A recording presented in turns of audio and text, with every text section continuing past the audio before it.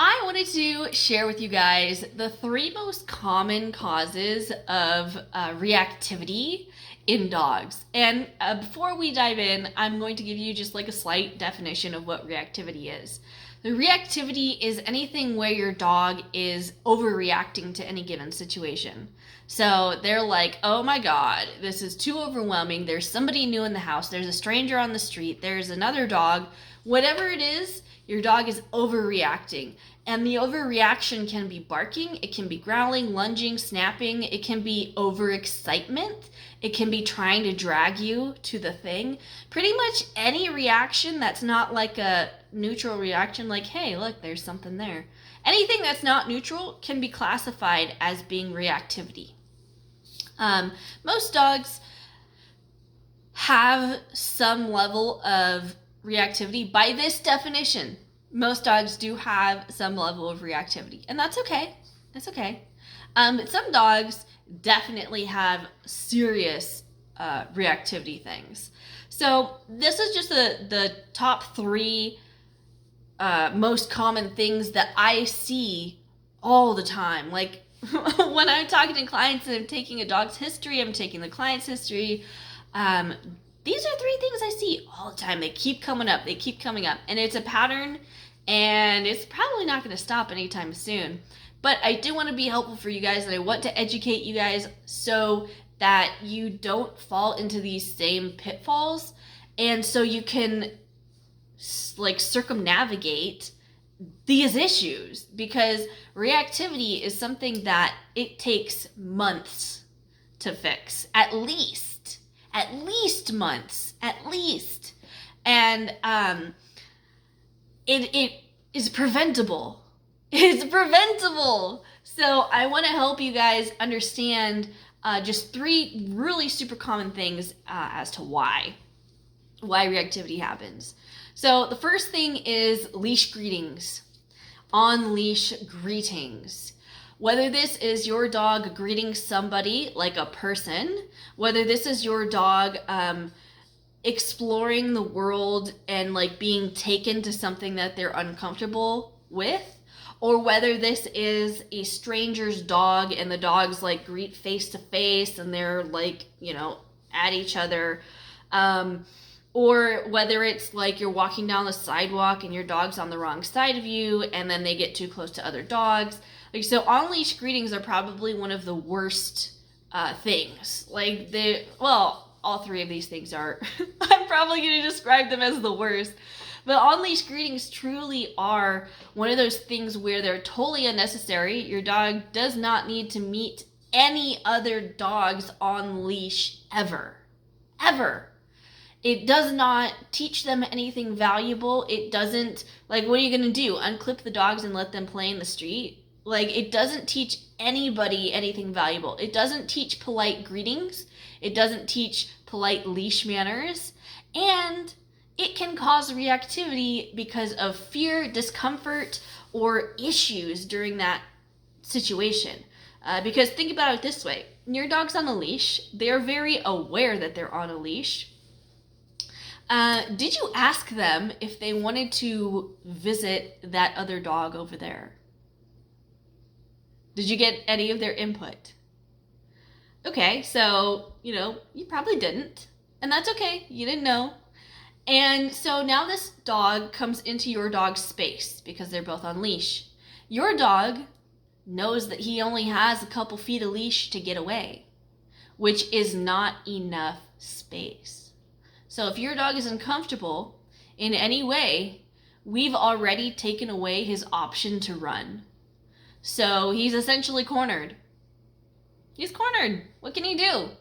Well, the best defense is a good offense, right?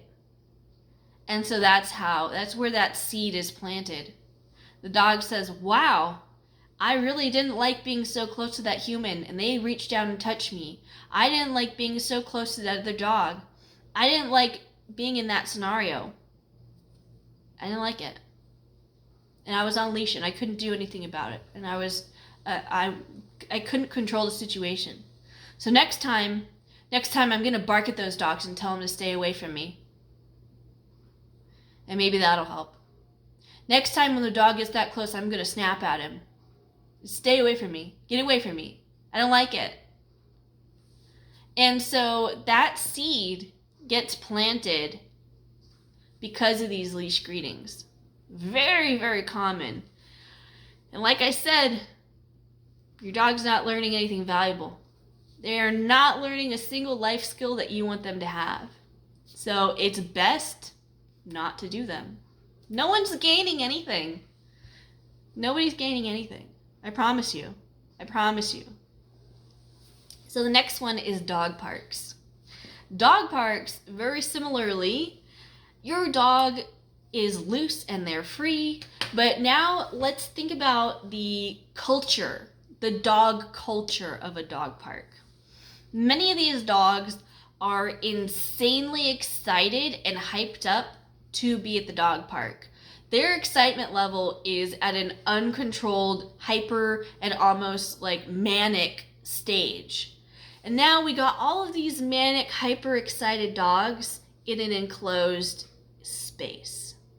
They're going to be doing very rude greetings to each other. They're going to be too close to each other. They're going to be getting into everyone's space. They're going to be just jerks for the most part. Yes, there are times when we have a couple dogs who they play well together, and there's times like that. But overwhelmingly, there are going to be experiences that are uncomfortable for your dog.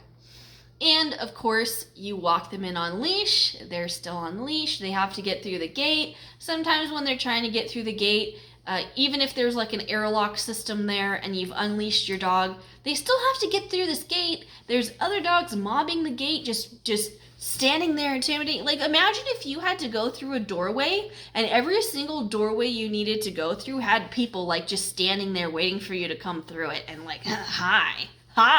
And they just get right into your face and just, breathe the same air that you're breathing. Like, or imagine if some stranger, like you're just walking down the street minding your own business, and some strange man sprints up to you, gets into your face, and they're like, hi, and they try to like touch you or give you a hug or some weird shit. You're gonna be like, whoa, don't do that. So that's what your dogs go through at the dog park. And the problem here is you're not in the picture. Like, you're way over wherever you are, 10 feet away, 15 feet away, across the park. So you don't see these events potentially unfolding, and the support that you can give to your dog, you can't support them unless you're like right next to them. You can't say, hey, other dogs, move. You can't help your dog get into the dog park or whatever scenario that they're in.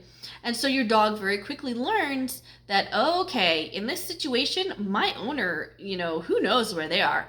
I have to defend myself, and it's up to me to do this. It's up to me to try and control what these other dogs are doing, or try and moderate this because I feel uncomfortable in this situation. So it really is, and I've made another video about why dog parks suck. But truly, dog parks are one of those places where we do not want to take our puppies to socialize there. We do not want to take dogs there who are frightened or anything like that either. Like, that's not the place for those particular dogs. And same thing too, I talked about that in another video. I'm going to link that for you guys, so if you want to check it out, go ahead. On to the next one. So the next one is going to be doggy daycares. I cannot tell you how many dogs I have seen for reactivity problems, and we go down the line, like, how'd you get this dog? Where do they come from? What do they do on a daily basis? What do they do weekly? We go on through everything, and the owners are like, yeah, so we used to take them to the doggy daycare 5 days a week, 3 days a week, 2 days, whatever it is.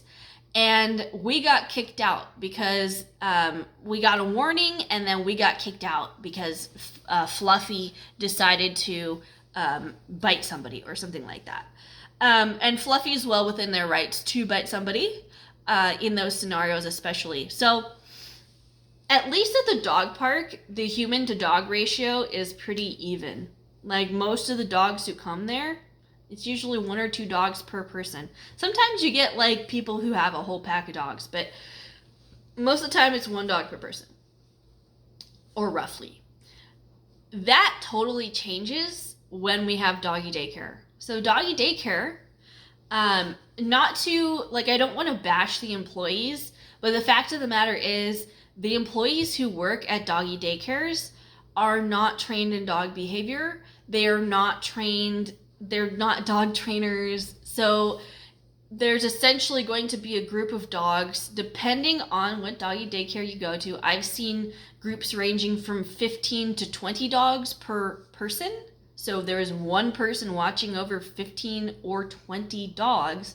And I've seen smaller groups where it's only 6 dogs or 8 dogs. I've also seen daycares set up where they separate dogs into different groups, but they're like in separate places, and there isn't always supervision. I have seen that too. Like as a trainer, I do get to go behind the scenes to some of these places. There are doggy daycares now here and there. Some of the franchises are starting to put trainers in. I should talk about franchise trainers, but that's something for a different day as well. But they're not there to moderate the play groups. The people who are moderating play groups are fairly inexperienced people, is how I'm going to put it. And so it's hard to not only, it's for your dog, they're put into this group after, maybe they have a really rudimentary assessment, which, by the way, doesn't really tell us very much about the dog, to be honest. They get put into a play group, and then good luck, dog. Here's your play group. And instead of like at the dog park where you're only there for like an hour or 2 and your dog is totally drained, at doggy daycare, it's normally hours upon hours upon hours upon hours. Yes, there might be some breaks and some short intervals where your dog isn't exposed to all these other dogs, where it isn't constant,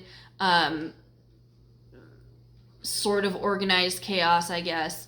But the level of stimulation that your dog is getting from the doggy daycare is massive. It is like up here, and it's the whole time. And that's simply because that's how doggy daycares are set up. It's not there's 1 person for 1 dog. If it was more of that kind of situation, that would be more reasonable, and it would probably go better. But of course, it would be much more expensive. Most doggy daycares are, I don't want to say not that expensive, but for the service that you're getting, the payment for the workers is not very much, because we have to talk about building costs and insurance and things like that. So, and that's the problem. That is the inherent problem with doggy daycares, is it boils down to how many people there are available for the groups. It also boils down to money, right? Like, the business has to be running, and it also has to pay its people, and that's how it is. That's how it is. So the system there is a little bit flawed. So it's very similar to the dog park, except you're completely out of the picture, just totally out of the picture. And the person who is there is not going to be a behaviorist or anything like that. So they're not going to be versed in some of the warning signs. They will learn sort of through experience what some warning signs are, because of, oh shit, this happened last time and there was a dog fight immediately after. Like, they're going to learn the hard way. But at the same time, those people aren't going to be able to address and to help prevent these things and to help fix the problems afterwards at all. So essentially, you're paying these people to make your dog reactive, or to make your dog hyper, or to have all these things. Like, literally, this is what I see, and this is what I fix all the time, is dogs who have been going to doggy daycare, they've been dog park visitors, frequent visitors, or they've had a lot of leash greetings, or things like that, where they're a mess. they're a mess because of these things. So that's just some of my thoughts and some of my experience on what actually causes reactivity. There are definitely more causes. Sometimes it's a dog fight, like in doggy daycares, there are dog fights. Same thing in the dog park. So it can be one event that occurs, like a dog fight, that can be very traumatic and that can set things off for your dog. Or it could be something gradual, like, yeah, we were going to the dog park for months, and then all of a sudden, this seemed to change in our dog. But really, the fact is, it's been building, and then one day it boiled over. So, if you want to avoid having a reactive dog, if you want to help your dog who is reactive, please avoid these places. Please avoid these places, because they can be very stress-inducing and they can definitely either start reactivity or make reactivity worse.